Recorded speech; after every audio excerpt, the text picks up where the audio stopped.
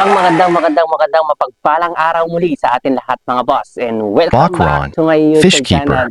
So ayan mga boss, part 2 na po tayo ng ating ginagawa sa ating sa ating vlog. So kung nakikita nyo, lapit lang dito, lapit lang. Shoutout nga pala sa ating cameraman na si Azul Kent. So kung nakikita nyo, meron po tayo ditong mustard na female kong male po. Kung nakikita nyo, astig po ng kulay niyan. Ang ganda. Yan. Tapos meron din tayo dito red samurai. So, yun. Kung nakikita nyo po, ganda ng ano niya, mga palikpik nila. Tapos meron din tayong half black blue tail po. So meron tayong mga ano dito. Meron tayong mga betta fish dito sa mga gustong mag-order or bumili ng ating mga betta fish. Meron po tayo dito. So ayan mga boss, sa mga gustong bumili at mag-avail ng ating mga betta fish, located po tayo dito sa Labuan, Sangkinting, Pangasinan. At beside lang po tayo ng elementary school. So, ang gagawin natin mga boss, update lang po tayo.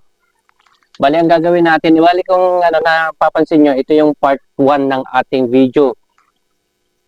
So, ang gagawin natin, kasi kung nakikita nyo, medyo nagkulay brown na po itong natin, tubig natin, dito sa sinitap natin. Pero kung titignan nyo, wala pang isda ito mga boss. So, ang gagawin natin is, tatanggalin natin itong tubig niya, mag-change water tayo. Para nang sa ganon, is yung tubig na nakababad dito sa kahoy, is matatanggal na to. So, lilinaw na to. Kaya, ang gagawin natin is magtatanggal tayo ng dito, nakalagay na naka-display. Tapos, saka tayo saka natin ipapasipsip itong tubig na to. So, kung makikita nyo, lapit lang tayo dito.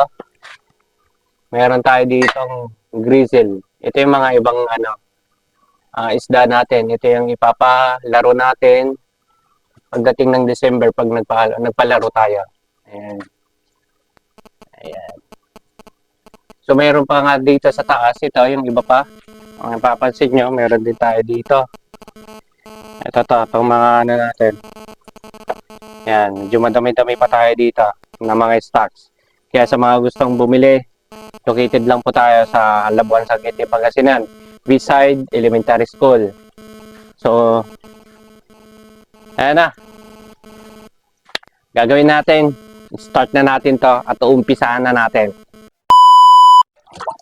So, ayan mga boss, kung makikita nyo si Azul is nililinisan niya yung natin. Tawag dito, banyera natin na malaki. Nag-pre-prepared po siya ng tubig. Bali pupunuin niya to. So, ang ginawa niya, nilinisan niya kasi pwedeng may sabon kasi yung nito, mga gilid-gilid niya, baka makontaminate yung isda natin at mamatay. So pupunuin niyo to para naka-prepared na po tayo sa ating pang-refill sa ating aquarium na siniset up.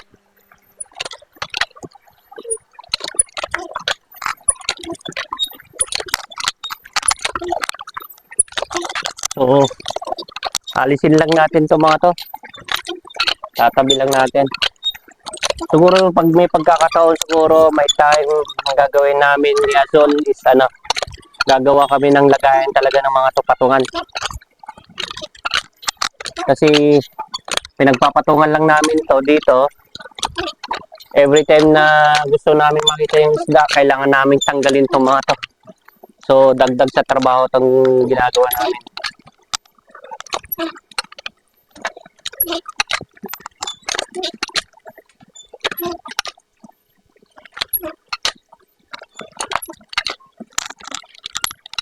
So ayan, kung makikita nyo yung mga halaman dito is buhay na buhay itong mga to. Papasilip ko lang sa inyo.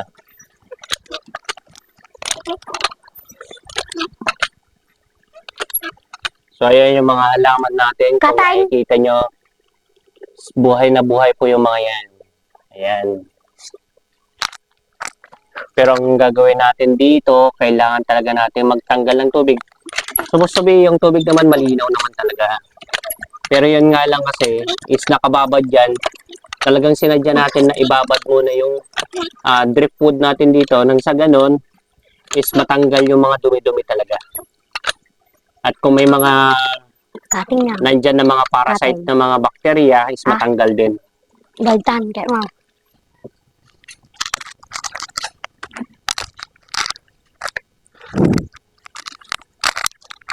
So, ayan. Dapat pertam. Kung nakikita nyo rin yung bato dito na coral, Kaya grisis tatanggalin na rin natin yan. Kasi ang nangyari, kung bakit nilagyan ko to ng coral na bato, kasi dahil sa hindi pa nakababad to, magaan siya. Trixie! Hey! Trixie! Si Trixie, pupunta na naman dito eh. Napalisin lang natin. At sagabal siya. Ayan. Ituloy ko lang yung sinasabi ko. Hindi siya nakababad kaya magaan. At ngayon nakababad din siya, pwede na nating tanggalin to. Kasi mabigat. For sure, bumigat na tong driftwood natin. So, papasip-sip lang natin to. Ayan.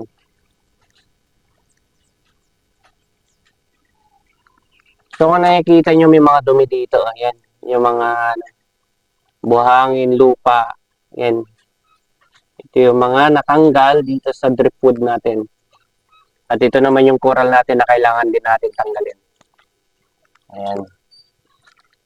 So, sipsipin lang natin. Or mas mainam tanggalin na lang muna natin siguro itong bato dito.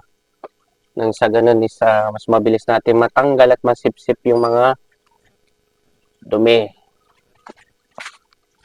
Paano nga ba? So, kailangan ko muna siguro i-adjust.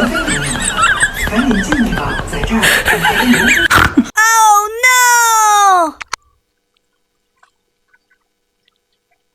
Dito ka, boss, sa kabila. Yep.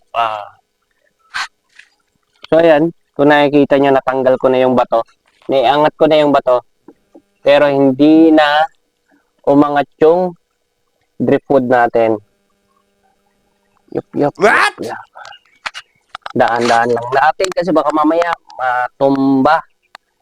Yun, natanggal na yung isang halaman natin. May babalik din naman natin yan mamaya. Pag nakaayos na.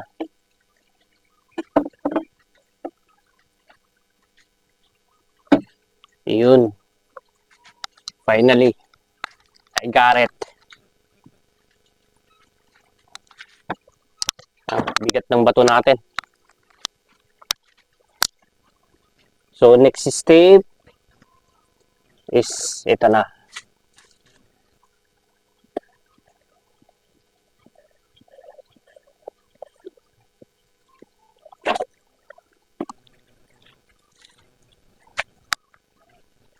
Yan.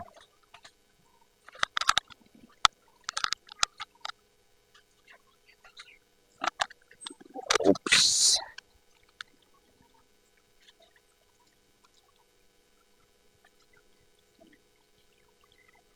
Aray ko, may kumagat sa likod ko. Langgam ata. Oh no! Antik. Aray ko.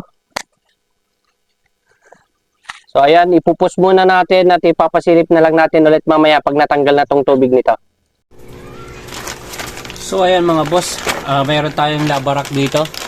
So ang gagawin natin dito sa lava rock is maglalagay tayo dito sa mga sulok nito. Makikita nyo, ikakamada lang natin siyang ganito. Kasi itong mga lava rock na to is dito maglalagay yung mga beneficial good bacteria. Nang sa ganun yung mga good bacteria is dito na mamahay at makakatulong ito sa ating mga alagang mga isda. Ayan, kakamada ko lang siya ng ganito. Ayan. Tapos meron din tayo dito isang ceramic. Ilalagay din natin 'yon.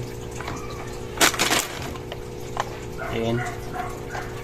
Bali ilalagay. Kung kasyang mailagay natin lahat 'to, ilalagay na natin 'to lahat.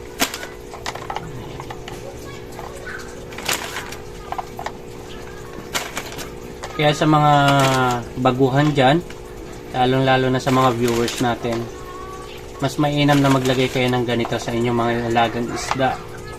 Nang sa ganun is maiwasan yung laging pagkakaroon ng sakit ng ating mga alagang mga isda, kasi malaki ito ang naitutulong ng lava rock na to.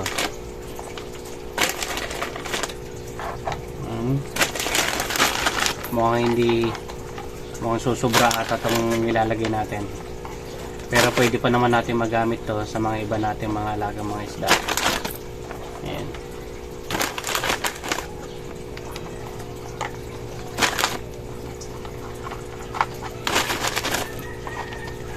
So ayan. Meron pa rin tayong mga natira dito. So ayan, ganyan yung ginawa ko sa ating mga lava rock. Ayan. Tapos yung kung kakasya pa itong mga hindi na ata kakasya. Bali ito na lang yung ilalagay natin. Yung pinaka filter. Yung mga dumi dito masasala. Tapos yung mga aagos na tubig is hindi na siya madumi. At yung mga good bacteria didikit na dyan mga boss. So ayusin lang natin to. Tapos pwede na natin ilagay dun sa ating aquarium at paanda rin para mag-circulate na yung tubig at masala na yung mga dumi.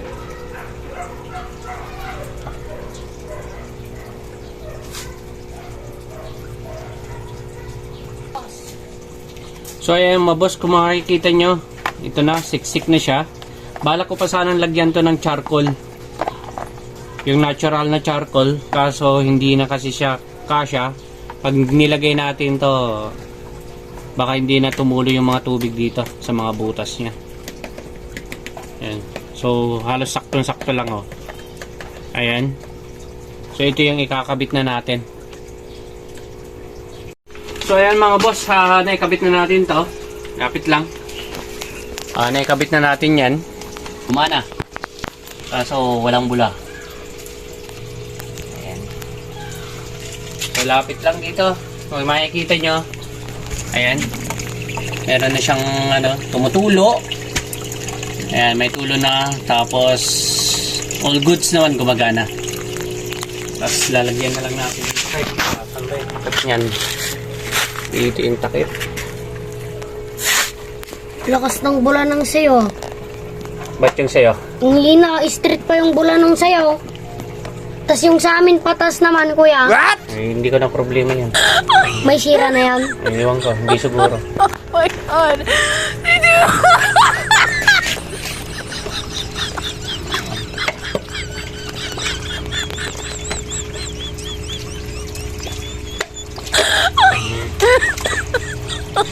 Oh my God.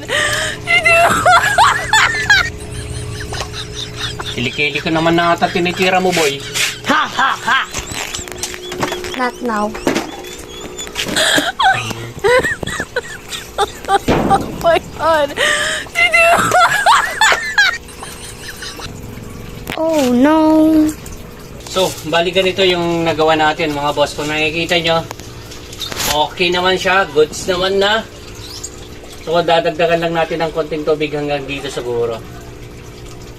Nang sa ganun, kung nakikita nyo itong part na to, ito, is hanggang dito lang kasi yung level ng tubig natin. At yung buga ng natin, air pump din natin, isang deep lang din. Kaya kailangan na natin mayangat ng konti yung tubig. Pero, ito, ba't walang ayan. So, ayan. Maya-maya siguro, after 1 hour or 2 hours, saka na natin nilalagay dito yung isda. Ayan. Palinawin lang natin to ng konti. So, papakita lang natin. So, ayan. Ganyan yung setup natin. Ayan, mga boss. Yan, diba? Goods na goods yan. Astig yan. Ayan. So, kung nakikita nyo kanina is naglagay tayo ng tinanggal natin yung bato. Saan na ba yung bato natin dito na coral? Ayan. Ito. Itong bato natin na coral. Sabi ko kanina na hindi na natin to ilalagay. Pero nung naglagay tayo ng tubig, umangat pa rin yung drift food natin. So naglagay tayo dyan ng bato. Talagang bato na yan. Tapos naglagay din tayo dyan ng bato. Siguro sa mga susunod siguro na mga araw or linggo, pag talagang nakasipsip na to ng tubig, malamang bibigat na yan. Ayan. So makikita nyo, linaw na. Ayan, stig na stig. Tapos nandiyan pa rin yung mga background natin ng mga betta fish. Ayan mga boss, astig na astig. So naglagay tayo ng ilaw dito nang sa ganun is makatulong din sa ating mga halaman. Alright, so ayan, maya maya papasilip ko na lang sa inyo yung mga isda natin na ilalagay natin dito. Ayan. So bali ito yung part 2 ng ating landscaping na pagdi-design with plants and driftwood. Ayan. So ayan mga boss, ito yung mga rancho natin. So ang ginawa ko dito, nagsilik lang tayo ng mga rancho natin. So pumili tayo ng 6 na rancho natin at pinili natin yung mga paborito nating kulay. At ito na sila ngayon mga boss. Ang gagawin naman natin is acclimate natin dito sa ating sinit up na ating aquarium. So acclimate lang natin to. So ayan, after 5 minutes, pag yung temperature ng ating aquarium at ang temperature dito sa ating inacclimate is parehas na, saka natin i-release tong mga rancho natin. At hindi lang yun mga boss, kukuha din tayo dito ng isda natin. So kukunin din natin dito yung mga isda natin na mga short body short tail natin na oranda. Kukunin natin dito. So meron ditong short body na goldfish din, pero hindi natin isasama yun. Bali ang kukunin lang natin dito is yung oranda. Tapos siguro pipili din tayo ng short body na goldfish dito. Magkukuha lang din tayo ng gusto nating kulay.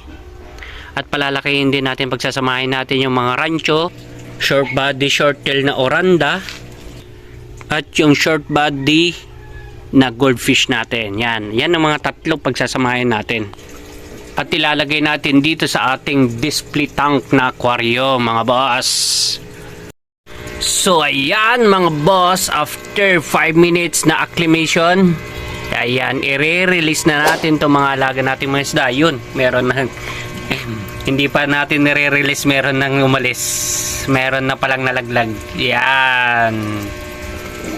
So ayan. Ooh. Yan. Para mas maluwang ang inyong lalangoyan. Ayan. So ayan sila. Naninibago sila sa nila, pwesto nila. Ayan. So ngayon isusunod naman natin na kunin na yung mga natin, ibang isda, yung mga oranda natin at yung mga goldfish natin. Ayan.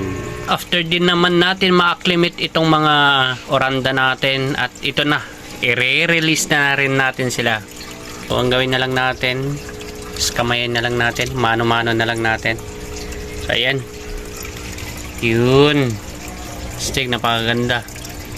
So dahan-dahanin na lang natin silang pakakawalan sa kamay natin. Ayan.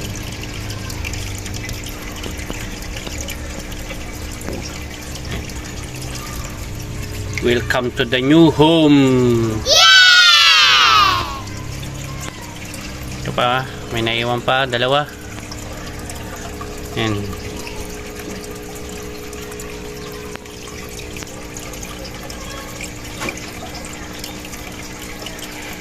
Ayan, lumangoy na kayo at magpakalaki kayo dyan. Ayan. So nadagdagan na yung mga alaga natin isda dito. So ang gagawin na naman natin ulit ay kukuha tayo ng short body goldfish natin para idagdag din natin dito. So after 5 minutes din ng ating acclimation dito sa ating short body na goldfish, ito naman na yung time na i-release na rin natin sila. Tulad ng ginawa natin doon kanina sa oranda natin. Kasi may mga pupo na rin sila. Kamayin na lang natin. Ayan. Yun.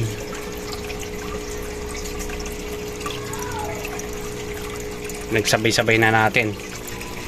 Ayan. Ayaw nilang umalis sa kamay ko.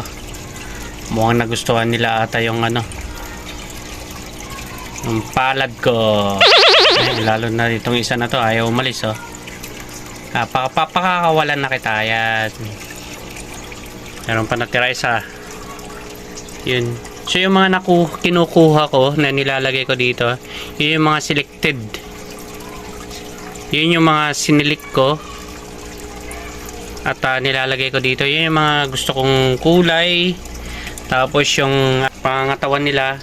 So ayan. So ayan. Sila yung mga napili ko para tumira dito sa ating bagong setup na aquarium. So ayan mga boss, nakita nyo na kung ano yung mga nilagay nating mga isda dito. At kung anong klaseng strain yung mga nilagay natin na mga goldfish dito. At sana walang mamatay sa kanila at lumaki sila dito ng malusog. So hanggang dito na lang muli ang ating vlog. Happy fish out! Right!